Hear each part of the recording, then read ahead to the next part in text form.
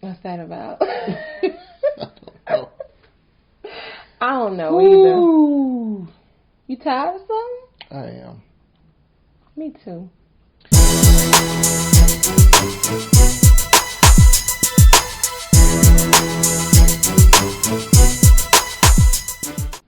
What's up, T&V fam? Welcome back to T&V Nation. It's your girl, Taiwana. And your boy, Vaughn. And we are back on the scene, back on the set with another video for y'all. So why don't you tell the folks what we're eating before we talk about what we're talking about? We're eating some really good, delicious food prepared by yours truly today. Some good old Cajun red beans and rice with chicken andouille sausage. Some baked chicken legs. Hubby here did do the cornbread because I'm not a bread eater, so I never do bread. So he did the bread, but I'm happy to have the bread with the red beans and rice.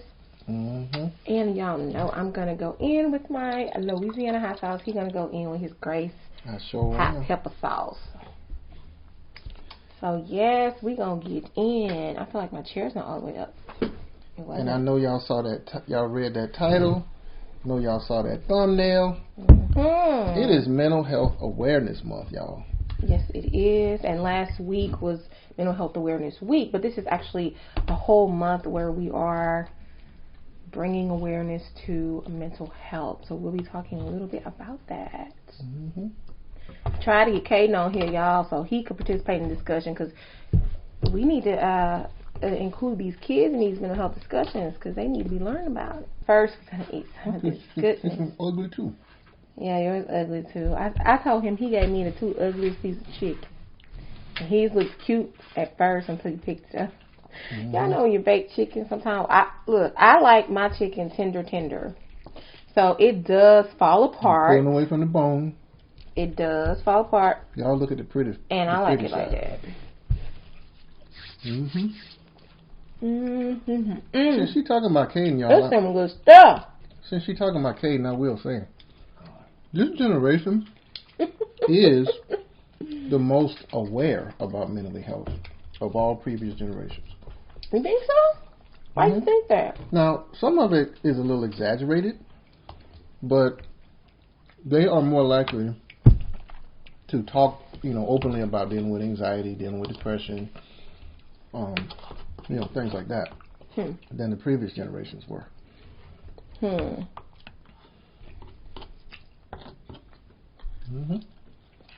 I think that's true about our society in general.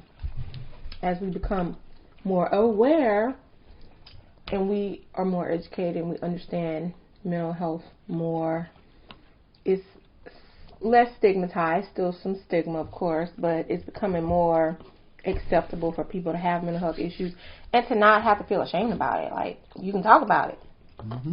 So that's definitely a good thing. So I agree.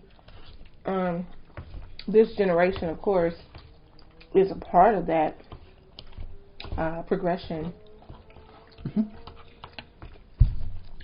Being good. Caden said, "Oh God, you thought I was gonna say something about you? You thought I was gonna tell them about your issues?"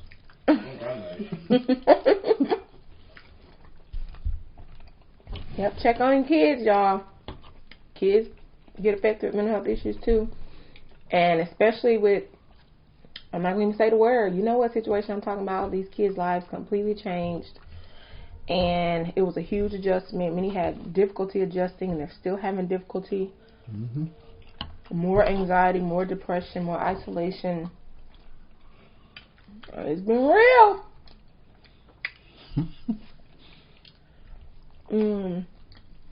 I love red beans and rice. And growing up in Louisiana, if you're from Louisiana, if you know, you know. You have red beans and rice on Mondays. Is today Monday? Today is Monday. Today is Monday. Let me also add that I did use, who makes the Chicken Addict? Keeping Up with the Catrons. I did use the Chicken Addict by Keeping Up with the Catrons. I really like it. And I noticed that it has a really good kick to it. So I did use that on my chicken, and it came out really good. Spice Addicts brand by Keeping Up with the Caterers.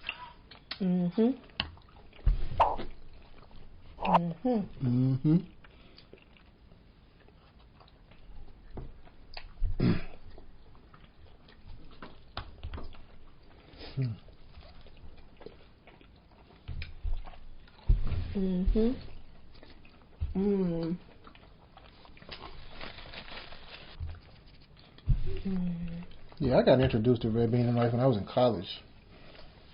I went to college in New Orleans. Well, we didn't eat this in Alabama. I can't believe you don't eat that. You know that's a Louisiana thing. I mean, I know, but people outside Louisiana still eat it. Red beans and rice? Because maybe they were introduced to it by someone from Louisiana or whatever, business in Louisiana, and so it's something that some people have included in their meals at home. Isn't it like a Creole culture thing? Red beans and rice? It's a Cajun culture thing. Well, I say that because I know... Oh, because of the Haitians or the Jamaicans or somebody? Right, the Haitians, the Jamaicans, the Gullah Geechee, a lot of the Creole cultures have some version of beans and rice. That is true, but they're different from ours. Because ours is let's say Creole influence, but this is a Cajun dish. Creole flavors have different flavors. Now, we do have Creole dishes. It's confusing, I know. We have Creole dishes in Louisiana, but most of our food is Cajun food. Slight differences in the flavor, slight differences in the way some of the foods are cooked. So, y'all, we're going to talk about some common myths related to mental health. Some of them are about mental health itself or mental illness itself or emotional issues. Some of them are about therapy or treatment.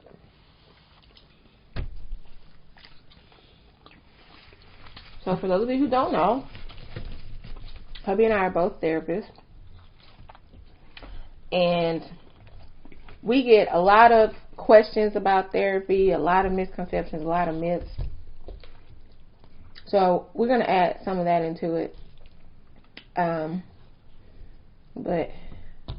it ain't going to be too much. We ain't going to bore y'all to death with a lot. We just want to hit on some things that are pretty common.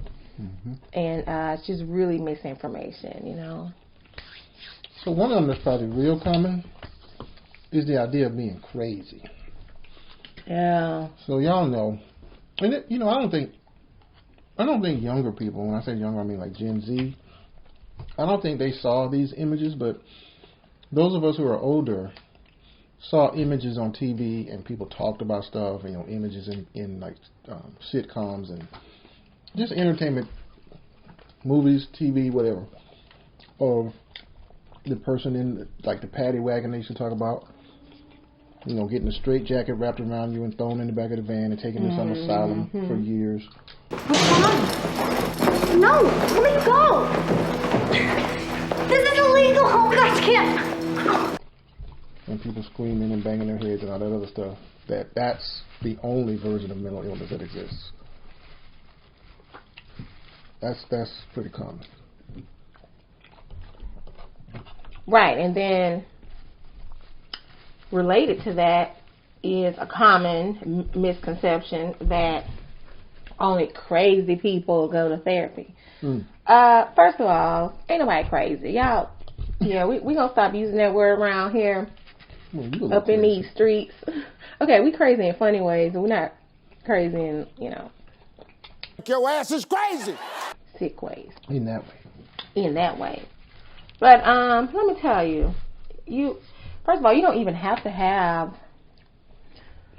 a serious mental health condition to go to therapy. We need to take care of our mental health just like you go and see your doctor, your medical doctor, if you ain't feeling good physically. I think it's becoming more normal for people to go and see a therapist when they're struggling mentally and emotionally. But yeah, it's not just for so-called crazy people. Or it's not something you have to really judge people about and think, ooh, something must be wrong with them. They saying a therapist. you know what, it's not really like that. It just means I'm struggling with something mentally and emotionally, and I need some help, and that's what mental health treatment is for. But that is a common myth. So, not true. Ain't nobody crazy, and it definitely doesn't mean that people are going to judge you or think something wrong with you because you go to therapy. I'll share something with y'all. So some of you, well, anyway, I'll just say this. I have a lot of black men in my practice, and I have men who come in and it's like, I just need somebody to talk to. I got some stuff I'm going through, and there's no major diagnosis for them. They just want to get some stuff off their chest. They want to be able to vent and all this kind of stuff and talk through some things. Mm-hmm. So that's what therapy usually looks like. Well, I shouldn't say that. That's very common for therapy to look like that. Mm-hmm. You ain't got to be needing to be in the hospital to go to therapy. True.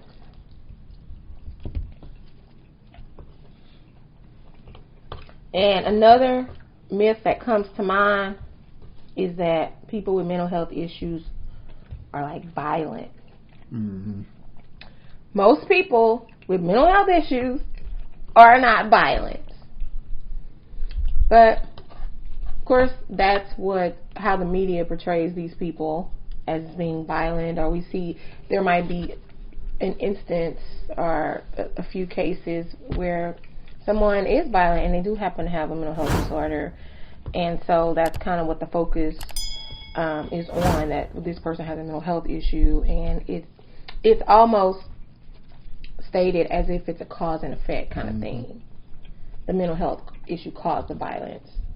Let me tell you, I have worked in psychiatric hospitals in and out for 20 years, and there are very few cases of violence, and when there are, I'm not gonna lie, it's usually these people feeling like they're being treated with disrespect, because they're human beings like everyone else, and people tend to look down on them, judge them, disrespect them, mistreat them, and yeah, in those cases they might get violent, or if they're having a psychotic type of episode. But normally, it doesn't cause violence. People with mental health issues are typically not violent.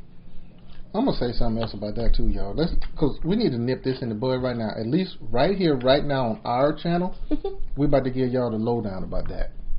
Because like the Queen said, a lot of times the media, and y'all know, it's certain situations when certain people commit a certain type of crime where a large group of people, y'all read between the lines, a large group of people get shot at.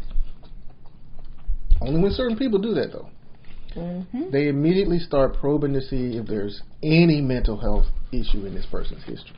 They already trying to do it with the Buffalo, New York thing. This person needed to be in a mental health hospital. And that man made it clear what he was doing. He had a 180-page manifesto, but we're not gonna get into that. Exactly. I just had to throw that in there. Y'all, mental illness. You may be able to find some diagnosis in these people's history, but that's not what caused them to do what they did. We need y'all to know that.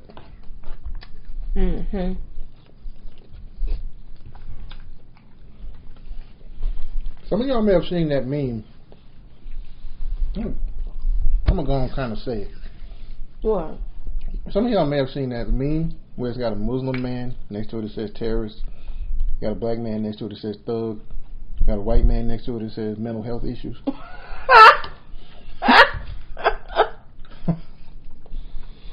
Oh my goodness. Yeah. Mental illness does not cause someone. It does not. There is no mental illness that would cause someone to commit an act like that. Right. It's not a cause and effect kind of thing. This is a good one. Mental health problems are a sign of weakness. That's a very common misconception about mental health. I often hear people say, I just want to try and be strong. I don't want to have this. I want to be strong. I want to fight. It's not about... Go ahead. Anyway, it ain't about strength versus weakness. having a mental health condition has nothing to do with how strong you are, has nothing to do with your character. It's really an illness that can affect anyone. In fact, I think it's 1 in 4 people will be diagnosed with a mental health issue in their lives, according to, I think, the World Health Association or somebody. But it's an illness. It's like getting sick. Brain gets sick just like anything else in the body. So it has nothing to do with not being strong enough, having flawed character. It ain't about that. Mm-mm. And I think that belief is something that keeps people from seeking out help, because they feel like they're going to get judged as not being capable, not being strong enough, not being able to manage their lives and take care of themselves to the point where they now have a mental health condition. Ain't got nothing to do with strength versus weakness. So definitely I wanted to speak on that, because I hear that a lot, especially in our community. That's starting to change. But yeah, it don't mean you're weak. It just means that you have a condition as a result of sometimes genetic. We do inherit mental health conditions just like we inherit physical health conditions, and also as a result of psychosocial stressors and traumas and things we experience in our lives can bring on mental health symptoms as well. So you ain't weak if you got a mental health condition or you need help. Another one, y'all, especially in our community, is, and this is similar to what she was just saying, is that your faith ain't strong enough. Mm-hmm. That if you would get in church more, that you would pray more, and all this kind of stuff, you could get rid of this demon of depression, or this demon of anxiety, or this, whatever. And y'all, we don't poo-poo on the spiritual. We definitely don't. Yeah. Matter of fact, I use that in therapy sometimes. Exactly. If that's what if that's going to be helpful to this particular client, let's go there. Spirituality is going to help you. Absolutely. That's not what we're saying. But a lack of faith, or your faith not being strong enough, you not praying enough or whatever, that will not cause you to develop depression, for example. Mm-hmm. Now, with that being said, I believe that, there's divine healing. Mm-hmm. There are supernatural healing that exists spiritually. I believe that. But also, God does put you in situations and He puts people in your lives to help you to be able to deal with these things. But I don't want to get into the spiritual aspect of it, but that made me think of something else, which is another myth, especially with depression, anxiety too. And I think this is why people get confused about these things. Some things, because, like you said, the younger generations are more familiar with words related to mental health. Mm-hmm. They use those terms loosely, right? So people walk around saying, "Oh, you so bipolar," or "Oh, I'm so depressed today," or "I have anxiety." Now, this is the thing. It's natural to have changes in mood swings, especially when you're a teenager. You're moody, you're hormonal. Everybody gets sad. Ain't the same as being clinically depressed.